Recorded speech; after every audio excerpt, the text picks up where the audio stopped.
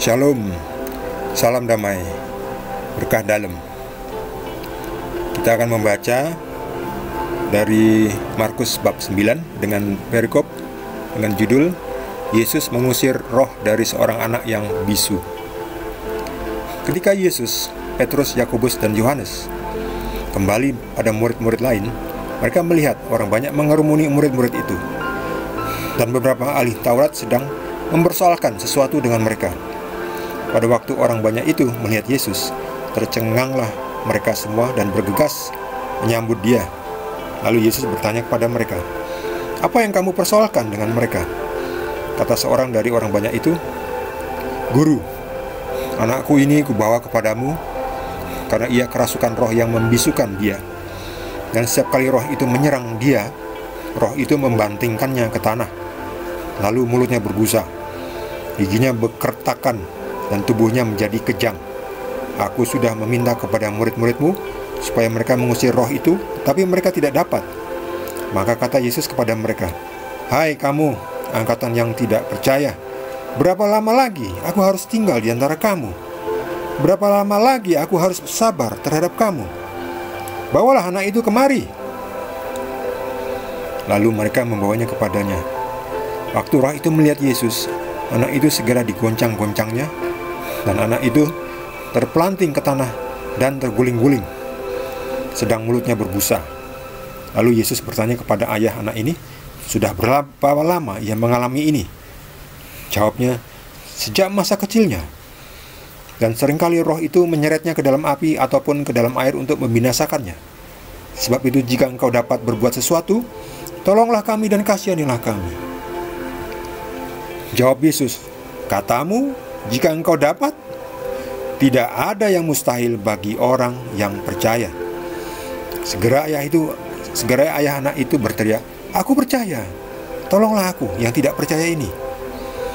Ketika Yesus melihat orang banyak makin datang berkerumun, ia menegur roh jahat itu dengan keras. Katanya, "Hai kau, roh yang menyebabkan orang menjadi bisu dan tuli, aku memerintahkan engkau, keluarlah daripada anak ini dan jangan memasukinya lagi."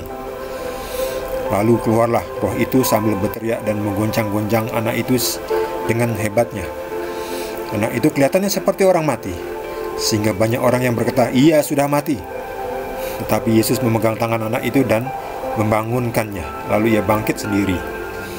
Ketika Yesus sudah di rumah dan murid-muridnya sendirian dengan dia, bertanyalah mereka, "Mengapa kami tidak dapat mengusir roh itu?" Jawabnya kepada mereka, "Jenis ini tidak dapat diusir kecuali dengan berdoa." Demikianlah sabda Tuhan. Ya, anak ini kerasukan roh yang menyebabkan bisu dan tuli. Murid-muridnya dimarahi Tuhan Yesus. Ini dimarahi. Nih.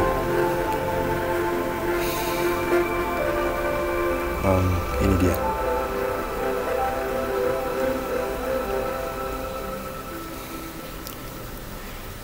"Hai kamu angkatan yang tidak percaya, berapa lama lagi aku harus tinggal di antara kamu? Berapa lama lagi aku harus sabar terhadap kamu?" Ini karena murid-muridnya tidak bisa ya. Sudah diminta tolong oleh si orang tua itu.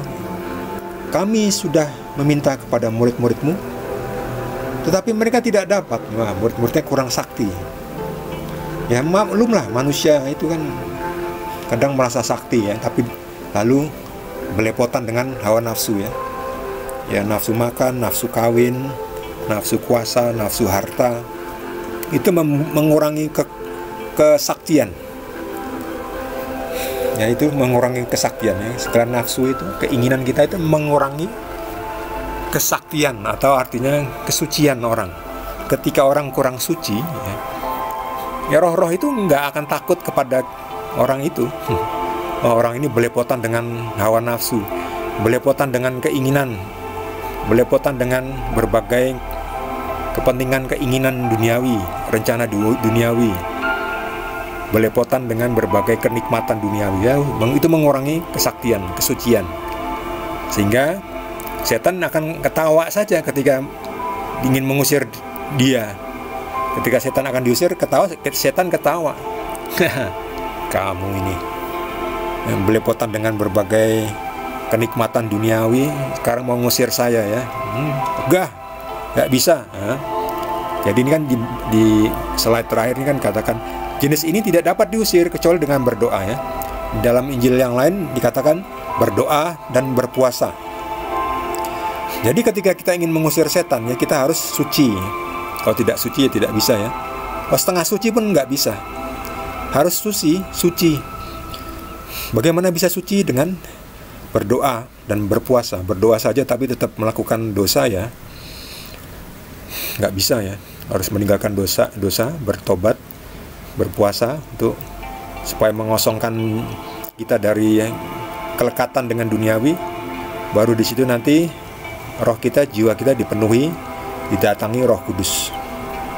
Di situ kita baru bisa mengusir roh setan itu yang menyebabkan, hai kau roh yang menyebabkan orang menjadi bisu dan tuli ya, diusir oleh Yesus ya. Yesus membuktikan lagi, kembali lagi Yesus adalah Tuhan ya. Bagi rekan-rekan ini, kalau nanti ada teman-teman atau rekan-rekan Anda yang menanyakan apa buktinya Yesus adalah Tuhan, banyak sekali ya. Saya sudah selalu menyebutkan di dalam tiap perikop ya, membuktikan Yesus adalah Tuhan. Coba siapa yang bisa mengusir seperti ini ya? Sedangkan murid-muridnya saja sudah berusaha baik saja, udah berusaha sakti saja, masih tidak bisa mengusir roh ya. Padahal kan sebelumnya sudah pernah diberikan kuasa kan untuk mengusir roh-roh kan. Iya, ketika diberikan kuasa dia istilahnya baterainya full ya.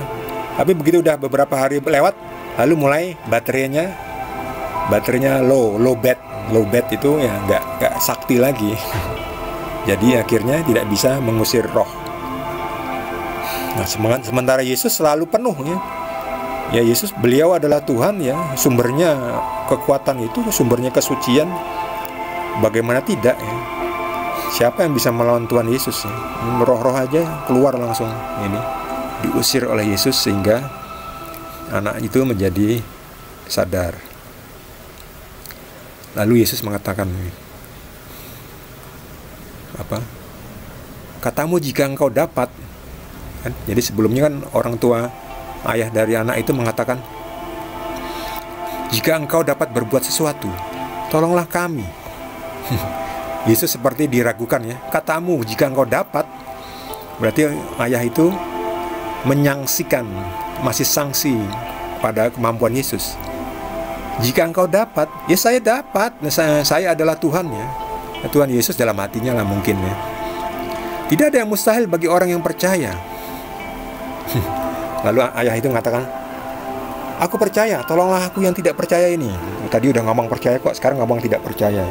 Ya itulah, namanya percayanya setengah-setengah ya. Makanya harus percaya full. Nah, lalu Yesus bertindak, mengusir roh itu dan membuat anak itu menjadi sadar, waras, bisa bicara dan bisa mendengar ya.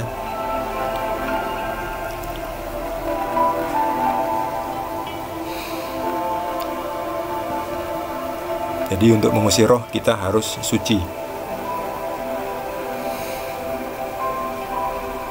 Ketika anak itu sudah diusir roh setan yang mengganggu, ia kelihatan seperti mati ya.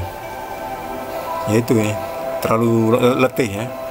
Karena setan itu benar-benar membuat kita seperti mati, benar itu. Siapa yang kesetanan itu sebetulnya kita jadi mati ya.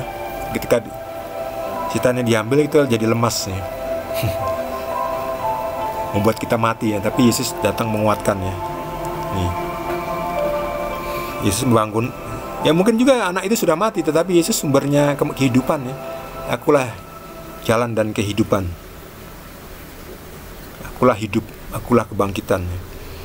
Jadi Yesus membangkitkan anak itu, memegang tangan anak itu dan membangunkannya.